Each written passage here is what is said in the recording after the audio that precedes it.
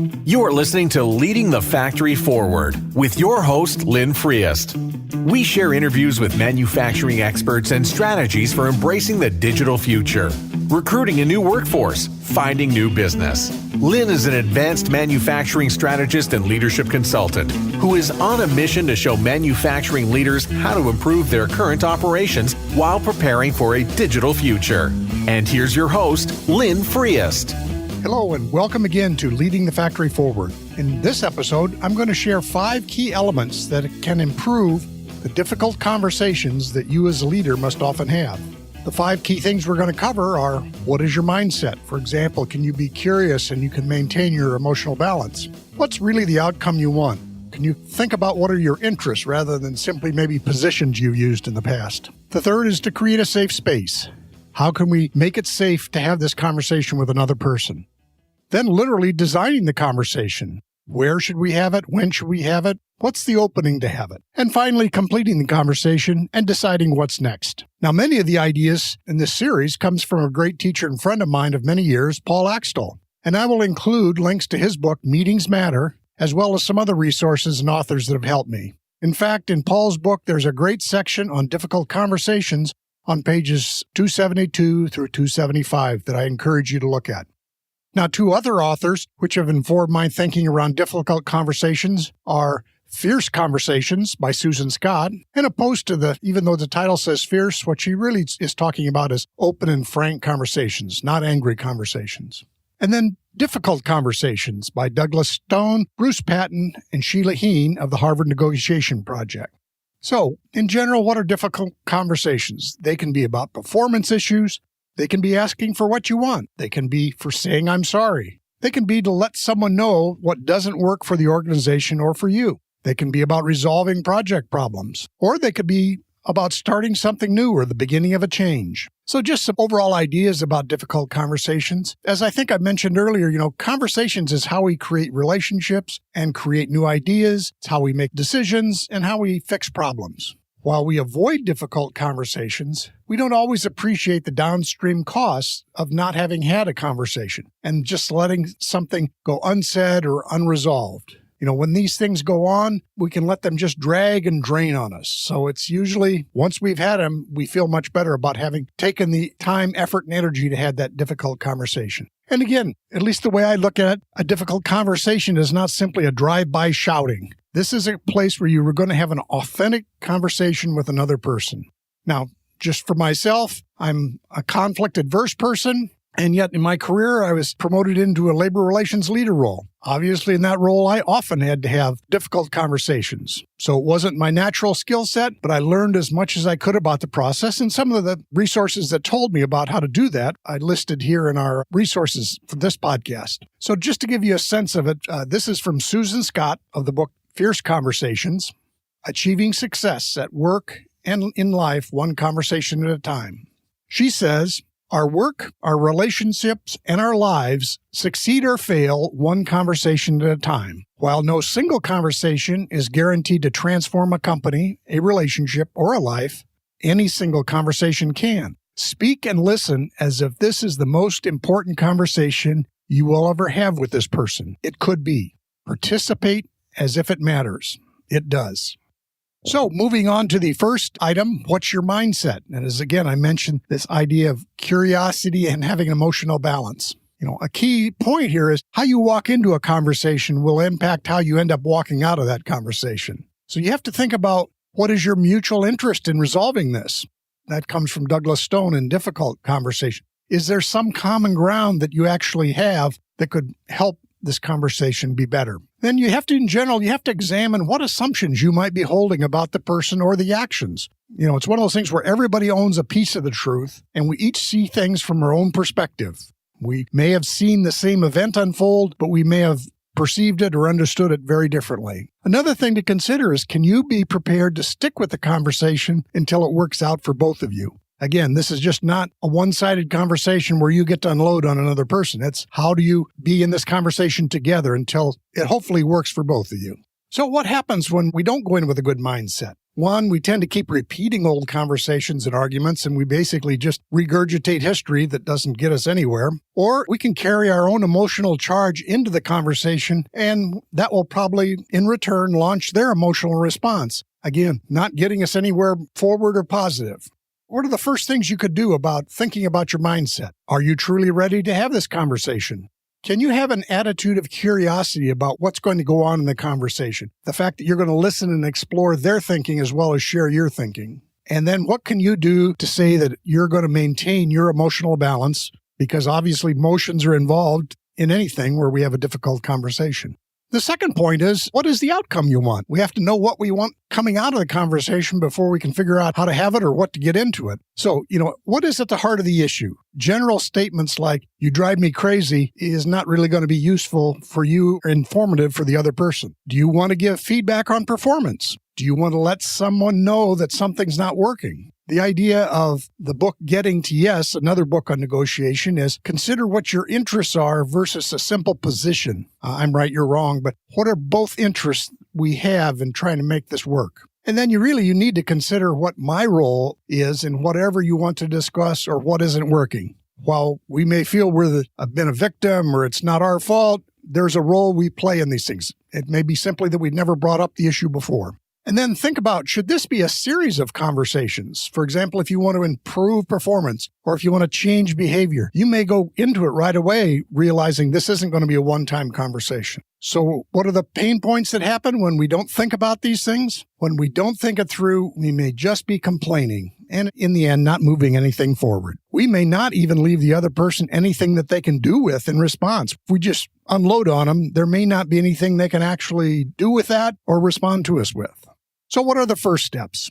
Really decide what you want and what you want in this conversation. Decide exactly what you hope to have as an outcome. And then also consider, what do I want as far as a continuing relationship with this person? And how might I work on that also? Because again, a difficult conversation is what happens today, but you may have an ongoing relationship with this person, and at least keep that in mind. It's not a reason not to have the conversation. It's just that you have to keep that in mind.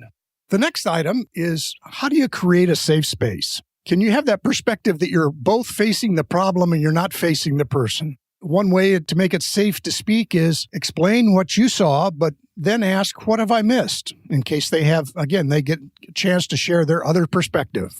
And just think about what are things you can do to avoid making the other person defensive or, in a sense, having them lean away from the conversation. How can you make it safe for them to respond and safe to listen for that matter?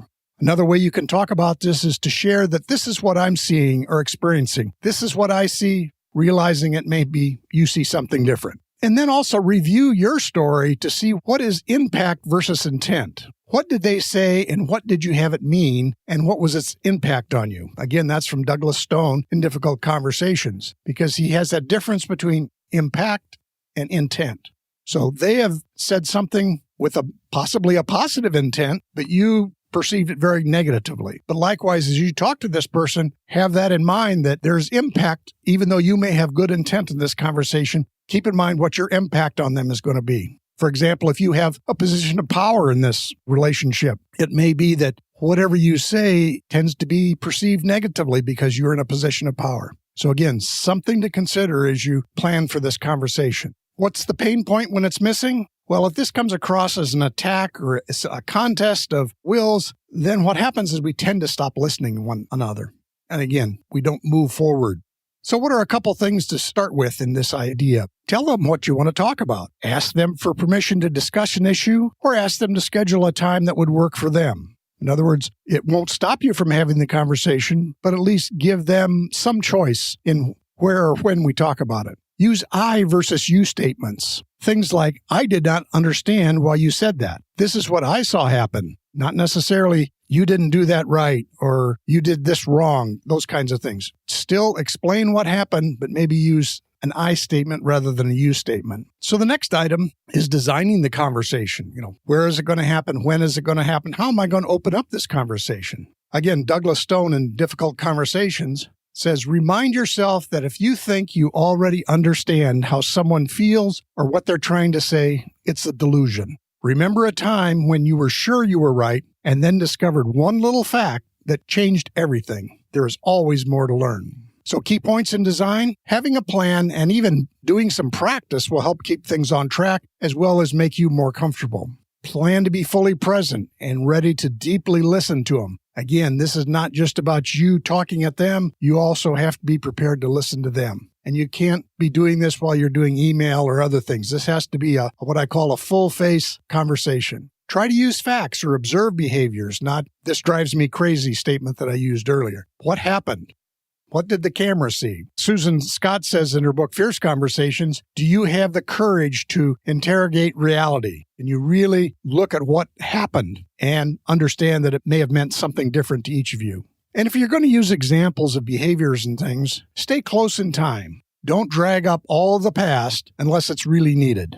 Because really, you should have had those conversations earlier if there are many past events that are involved in this issue. And then finally, try to speak their language. In my example in manufacturing, I spent a lot of time translating between engineering and IT lingo and language and the frontline production people. They literally often didn't understand each other because they used different terms, different ways to explain things. So again, think of who you're speaking to and am I using language that's familiar to them?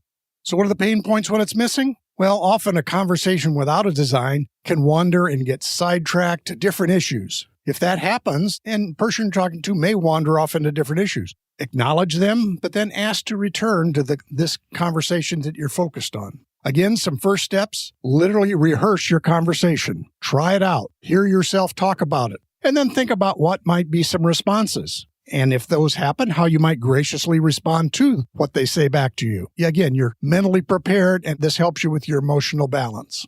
So finally, completing the conversation and establishing what's next. First thing you want to do is check for understanding. Did they really understand what you said? As they speak it back to you, can you understand that they understand? And then you also want to acknowledge them for both listening and sharing their perspectives. Again, you ask them to have this conversation, acknowledge the fact that they had it with you, and even thank them. Thank them for listening to you. And then finally, you want to decide on next steps or follow-up conversations. So if some of this is missing, you're not planning for a closure. In the past, what maybe have happened, you both left the conversation angry, not in agreement that anything will change or even what had happened and what was the conversation all about.